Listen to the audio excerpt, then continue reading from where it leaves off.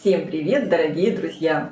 Сегодня буду готовить очень вкусные пирожки или булочки с ветчиной и сыром моцарелла. На самом деле это итальянские пирожки панцеротти. Они вот так красиво подрумянились со всех сторон.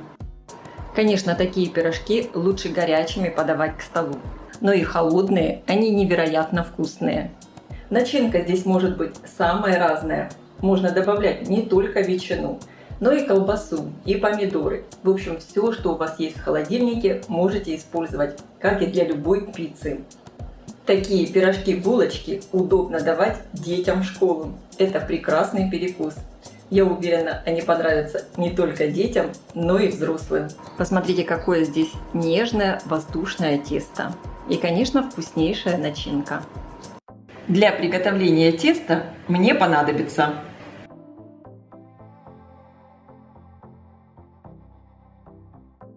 в первую очередь в теплой воде разведу дрожжи. Добавляю сахар и дрожжи. Хорошо перемешиваю и оставляю таким образом дрожжи подойти примерно на 5-7 минут. В миску просеиваю муку.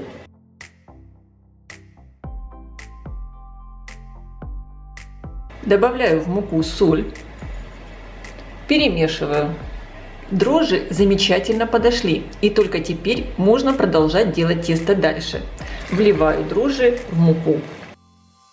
Сразу добавлю примерно половину растительного масла. Замешиваю тесто. Оно должно получиться очень нежное, мягкое. В зависимости от того, какая мука, может понадобиться ее чуть больше или чуть меньше. Посмотрите, у меня тесто еще получилось таким достаточно вязким, поэтому я добавлю сюда немного муки.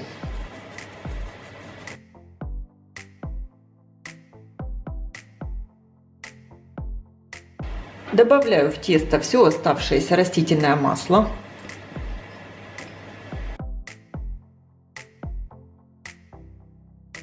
Сейчас какое тесто у меня получилось, очень нежное, мягкое, и я его домешу на столе.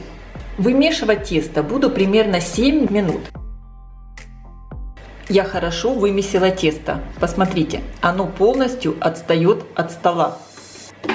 И оно отстает от рук, хотя тесто такое на грани липкости. Сейчас я руки смажу растительным маслом. Подбираю тесто. И вот таким образом подкатываю его. Я беру чистую миску, смазываю ее растительным маслом, перекладываю мое шикарное тесто в миску. Закрываю пищевой пленкой и отправляю на расстойку в теплое место, примерно на 1 час. Также для моего рецепта мне понадобится примерно 250 граммов тонко порезанной ветчины и 250 граммов мягкого сыра моцарелла. Я использую вот такой мягкий сыр моцарелла. В принципе, в эти пирожки или булочки можно добавлять и обычный твердый сыр, но именно с таким сыром моцарелла они получаются более вкусные. Вот этот большой шарик моцареллы порежу на кусочки. Тесто великолепно подошло. Рабочую поверхность слегка смазываю растительным маслом, без запаха. Вообще для рецепта я использую оливковое масло. Конечно, можно использовать любое растительное. Выкладываю тесто и разделю его на 8 равных частей. Тесто очень нежное. Каждый кусочек у меня получается примерно по 106-108 граммов. Подкатываю их в шар. Кусочки теста закрываю сверху пленкой и оставляю отдохнуть минут на 5. Формую пирожки. Рабочую поверхность смазываю растительным маслом. Беру кусочек теста и выкладываю его нижней стороной вверх. Пальцами растягиваю в круглую лепешку. Тесто очень пышное, нежное, воздушное. Чувствуется, как внутри прямо лопаются пузырьки воздуха. Растягиваю лепешку до толщины примерно 3-4 мм. Не надо слишком тонко. Теперь сверху я выкладываю несколько кусочков ветчины и сыр моцарелла. Начинки, конечно, добавляйте, сколько вам нравится. Вы можете использовать больше ветчины, меньше сыра или наоборот. И теперь аккуратно приподнимаю тесто И пирожок закрываю, защипываю. Похоже просто на обычный вареник. Скрепляю тесто. Скребок для теста я смазала слегка растительным маслом и переношу пирожок на подготовленный противень. Противень я выстелила пергаментной бумагой. Ничем ее не смазывала, так как у меня бумага хорошего качества. После того, как пирожок перенесла на противень, я сделаю небольшой вот такой узор. Просто сделаю вот такие защипы и формую следующее. Повторяю все точно так же. Если вы чувствуете, что тесто немного прилипает к пальцам, окуните их в масло. На самом деле начинка здесь может быть самая разная. Сюда можно добавить и помидоры, и какую-то колбаску. Все на ваш вкус. Можно также добавлять зелень. В общем, как вам больше нравится. Когда закрываете пирожок, старайтесь, чтобы вышел воздух.